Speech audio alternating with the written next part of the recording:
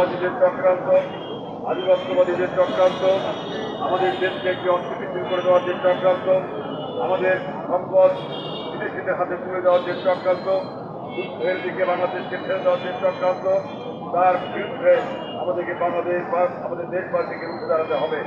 এবং এই ষড়যন্ত্র হচ্ছে আমাদের দেশকে নিয়ে অস্থিতিশীল করে দেওয়ার জন্য, আমাদের দেশকে একটি ব্যর্থরাষ্ট্র, অকার্যকর রাষ্ট্র পরিণত করার যে ষড়যন্ত্র চলছে তার বিরুদ্ধে এবং আমাদের দেশের এই সরকার অন্তর্বর্তীকালীন সরকার তাদের দায়িত্ব ছিল নির্বাচন দিয়ে চলে যাওয়া, তারা দেশ পরিচালনায় ব্যর্থ হচ্ছে এবং নির্বাচনকে বিলম্বিত করার চেষ্টা করছে, তৃণমূলের উগ্রগতি ঘটিয়ে মানুষকে বিক্রি করে ফেলেছে।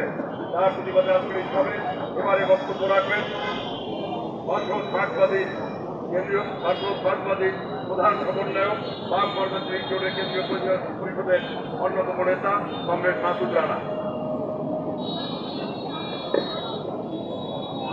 বাম গণতান্ত্রিক জোট আয়োজিত আজকের এই সমাবেশের সভাপতি, শ্রদ্ধেয় নেতৃবৃন্দ এবং সমবেত বন্ধুগণ, সবাইকে বাম গণতান্ত্রিক জোট এবং আমাদের দল বামপন্থী মার্ক্সবাদীর পক্ষ থেকে শুভেচ্ছা জানাচ্ছি। বন্ধুগণ, আমরা অভ্যুত্থান করেছিলাম।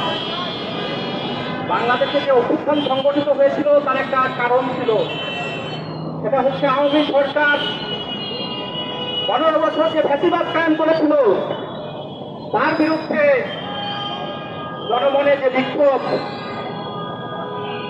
সেই বিক্ষোভের বহিঃপ্রকাশ আন্দোলন ছিল এই গণ অভ্যুত্থান।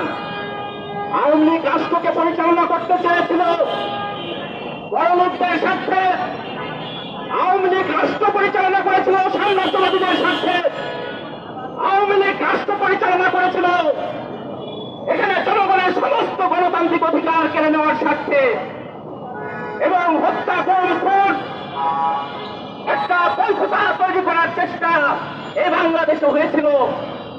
মানুষের নির্বাচনের অধিকার কেড়ে নেওয়া হয়েছিল। ফলে এই অভ্যুত্থান সংগঠিত হয়েছিল আওয়ামী লীগের এই ধরনের তৎপরতার বিরুদ্ধে। অভ্যুত্থানে যখন আমরা বলি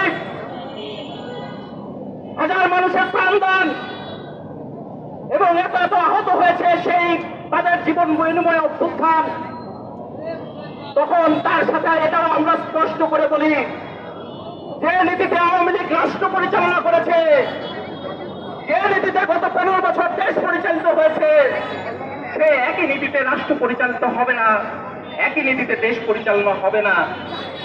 ফলে এই গণ অভ্যুত্থানের পর আমাদের স্বাভাবিক চাওয়া ছিল যে ফ্যাসিবাদ যে কারণে কায়েম হয় সেটা এই রাষ্ট্র, এই সরকার নির্মূল করতে না পারলেও সেই অভিমুখে একটা যাত্রা শুরু করবে। কিন্তু গত 1 বছরে এটা প্রমাণিত যে এই সরকার সেই দিকে রাষ্ট্র পরিচালনা করতে ব্যর্থ হয়েছে। বরং যে নীতিতে আওয়ামী লীগ সরকার রাষ্ট্র পরিচালনা করেছে, একই নীতিতে রাষ্ট্র পরিচালনা করছে। তারই প্রমাণ আমরা দেখি রংপুরে আমাদের সমুদ্র বন্দরের ব্যবস্থাপনার দায়িত্ব ওই নিউ মুরিং টার্মিনালকে দেওয়া হয়। ওই একই নীতিতে শ্রমিকরা তাদের যখন ন্যায্য দাবিতে আন্দোলন করে, তখন সেই ন্যায্য দাবির কার্যকরিতার দিকে না তাকিয়ে মালিকদের স্বার্থে শ্রমিকদের বুকে গুলি করে হত্যা করা হয়। ওই একই নীতিতে মানুষের সমস্ত গণতান্ত্রিক অধিকার কেড়ে নেওয়ার একটা অপতৎপরতা, সেই তৎপরতা বাংলাদেশে চলে। সেই তৎপরতা চালিয়ে ফ্যাসিবাদকে নির্মূল করা যায় না।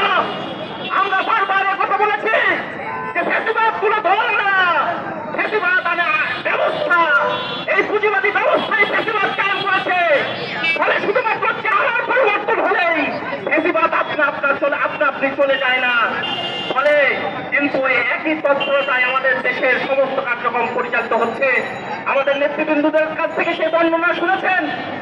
আমরা গণতান্ত্রিক সংস্কারের কথা বলেছি, সেই রাষ্ট্রীয় সংস্কার জুলাই সনদ বাস্তবায়নের কথা আমরা শুধুমাত্র বলি নাই।